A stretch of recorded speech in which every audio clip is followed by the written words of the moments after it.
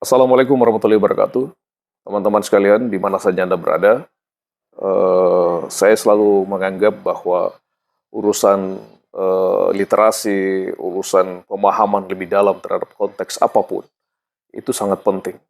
Dan sampai hari ini, Alhamdulillah kita tidak pernah bosan untuk menggerakkan itu. Ya, kita patut berterima kasih kepada teman-teman yang terus bergerak di lapangan, melakukan kampanye literasi, gerakan literasi dengan segala model dan metodenya. Ya, kita memiliki teman-teman komunitas-komunitas yang terus tumbuh, ya, hadir ya, dengan anak-anak muda yang lebih kreatif hari ini. Nah, kali ini kita akan membincang mengapa sesungguhnya kita harus terus mempertahankan daya tarik kita pada dunia menulis. Karena di situ ada dua hal yang dia cakup. Ya, seberapa besar minat Anda kepada dunia menulis? Lalu seberapa besar daya Anda, kemampuan Anda dalam menulis? Ya, karena menulis ini seperti yang sering saya sampaikan atau kita bincangkan bahwa menulis itu bagian dari keterampilan berbahasa. Dari 4 keterampilan itu. Yang pertama membaca, menulis, yang ketiga menyimak, dan berbicara. Nah, 4 aspek ini adalah modal dasar bagi setiap orang yang ingin menguasai keterampilan komunikasi atau public speaking. Ya, jadi menurut saya bahwa public speaking itu tidak semata-mata bagaimana orang menguasai cara berbicara di depan publik dengan retorika dan keterampilan memungut pilihan-pilihan kata itu, ya.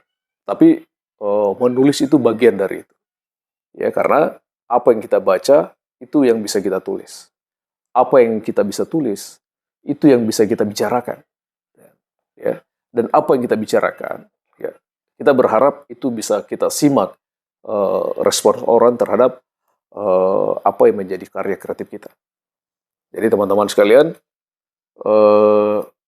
saya meyakini dengan pengalaman panjang selama ini bahwa sesungguhnya setiap orang itu cukup hanya memiliki minat, sehingga dia bisa dikatakan memiliki kemauan pada dunia tulis menulis ini. Ya.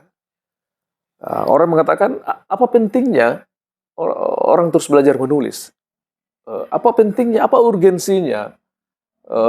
Misalnya orang terus diajak menulis, sementara kemajuan IT, teknologi ini, dunia digital ini makin maju. Kan sudah AI gitu. Banyak aplikasi yang bisa membantu orang lebih cepat menulis. Ya, untuk sementara sampai hari ini aplikasi-aplikasi itu, ya, yang membedakannya dengan pikiran kita sebagai manusia, dia tidak memiliki rasa. Nah, urusan kita dalam keterampilan berbahasa di sini, di menulis ini adalah bagaimana kita mengelola rasa, ya, bukan hanya mengelola kata gitu. Jadi itu teman-teman sekalian. Nah, sekarang apa urgensinya? Pertama, tentu kita ingin menjaga nalar kita, ya, daya pikir kita. Bagaimana kita bisa mengeksplorasi gagasan dengan baik kalau kita tidak bisa menuliskannya, ya. Karena saya sendiri, saya termasuk orang yang sangat mengagumi banyak tokoh yang kalau kita lihat dia berbicara, tampil di muka umum, di publik, gitu kan. Lalu kita juga membaca tulisannya dengan baik. Ya. Minimal kita membaca misalnya status-status mereka di media sosial, ya. Karena kecakapan orang menulis itu biasanya diikuti dengan kecakapannya dia berbicara, ya, atau sebaliknya. Nah, karena kita mesti meyakini bahwa setiap orang yang memiliki kemampuan berbicara, sesungguhnya dia memiliki kemampuan menulis dengan baik. Nah, di situ masalahnya. Karena banyak orang yang tidak percaya diri. Jadi sebenarnya urusan menulis, membaca, dan berbicara itu, ya, itu kata kuncinya semua di rasa percaya diri. Banyak orang tidak bisa menulis karena dia tidak percaya diri. Banyak orang yang tidak memiliki kemampuan tampil di depan orang banyak karena dia tidak percaya diri.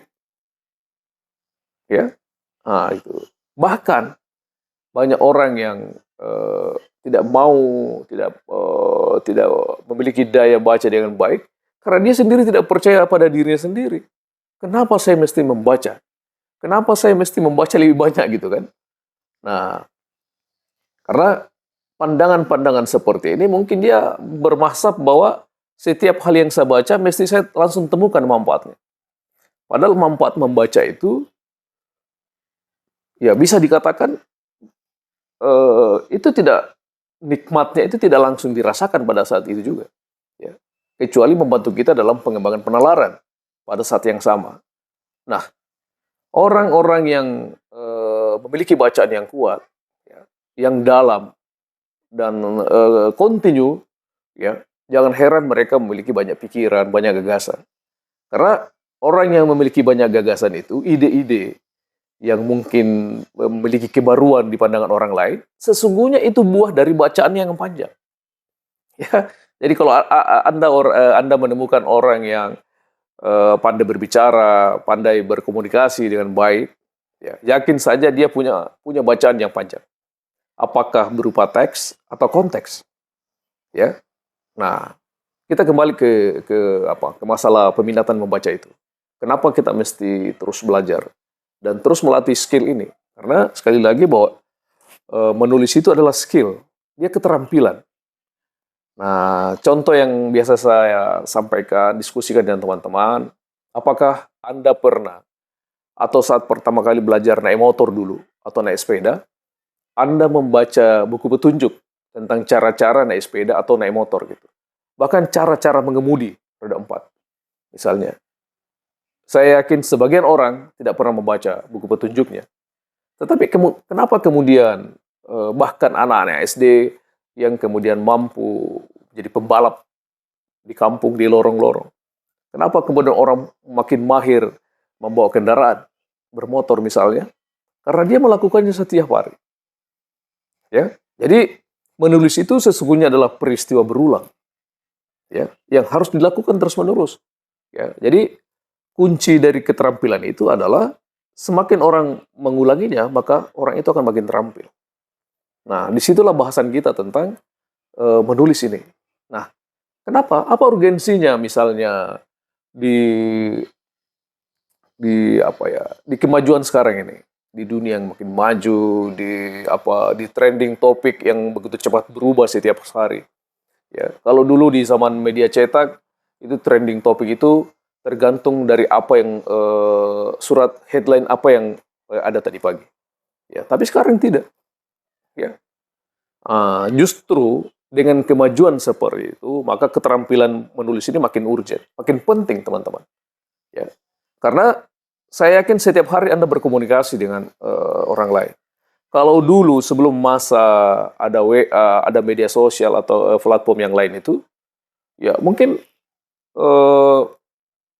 kegugupan kita, ya, rasa tidak percaya diri itu mungkin masih dibentengi oleh situasi di mana kita tidak perlu berbicara langsung kepada siapapun. Ya, kita menggunakan surat dan sebagainya, atau nanti kita lebih banyak bicara kalau bertemu dalam meeting atau pertemuan lebih luas. Tapi sekarang tidak. Setiap hari orang berada dalam grup-grup komunitas saat ini, misalnya WA. Ya, setiap hari orang membuat satu kalimat penting atau peristiwa apapun yang dia mau sampaikan. Nah, yang paling banyak muncul di platform media sosial itu ada dua hal. Kalau bukan tulisan, ya live, yang berarti itu keterampilan berbicara. Nah, jadi ini yang harus dilatih hari ini gitu kan. Nah, apa yang bisa kita bicarakan kalau kita tidak memiliki daya baca yang bagus? Ya, nah, kan begitu kan? Jangan-jangan kalau orang live dia selalu menggunakan bahasa yang slang gitu kan. Kalau orang di Sulawesi Selatan, Barat itu mengatakan okot, ya. Nah, jadi hati-hati. Nah, salah satu cara untuk mengobati okot itu atau kelebihan vitamin K, N, G, M dan sebagainya itu Itu dengan membaca. Orang yang banyak bacaannya, insya Allah dia tidak akan kelebihan vitamin. Nah, seperti itu. Nah, urgensi yang lain adalah bahwa di samping karena kekuatan komunikasi semakin maju, itu tadi yang pertama intinya ya. Yang kedua adalah bagaimana kita mampu membangun daya kritis di era ini gitu. Ya, di era ini. Bagaimana kita bisa menguraikan pikiran kita dalam menyoroti sesuatu kalau kita tidak memiliki kemampuan menulis dengan baik. Sementara gagasan itu didorong oleh kata-kata dan kalimat. Nah, itu teman-teman. Jadi, di urusan menulis itu, urusan mengenai daya kritis. Nah, itu. Lalu yang ketiga, mengenai hubungan kita dengan orang lain. Jadi, keterampilan menulis, membaca ini semua teman-teman sekalian, khususnya menulis itu, apalagi kita menguploadnya di media publik, di media sosial, minimal itu akan memperluas jaringan kita, jejaring kita kemana-mana, gitu ya. Kita akan berteman dengan siapa saja, dari mana saja, dengan latar apa saja. Jadi silakan perhatikan siapa teman-teman Anda di Facebook, siapa teman-teman Anda di TikTok misalnya.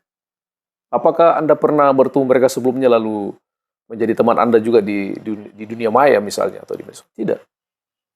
Jadi relasi-relasi itu terbangun karena kekuatan tulisan atau narasi. Jadi itu saja teman-teman sekalian. Saya berharap bahwa ini akan menjadi perhatian kita bersama, ya, bahwa ke depan kita akan banyak membahas mengenai ini.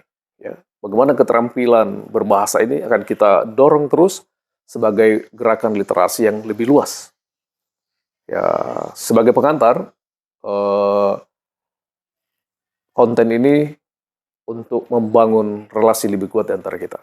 Mudah-mudahan ini bermanfaat bagi Anda dan saya berharap ada interaksi kepada saya, ada komentar tentu yang konstruktif, yang positif dan sebagainya. Karena kita ingin mengisi media sosial ini dengan hal-hal yang lebih edukatif dan kolaboratif sifatnya. Ya, setiap orang memiliki kelemahan dan kekurangan, ya, maka keragaman itulah yang membuat kita menjadi lebih karib, lebih dekat satu sama lain. Terima kasih teman-teman sudah menyimak. Assalamualaikum warahmatullahi wabarakatuh.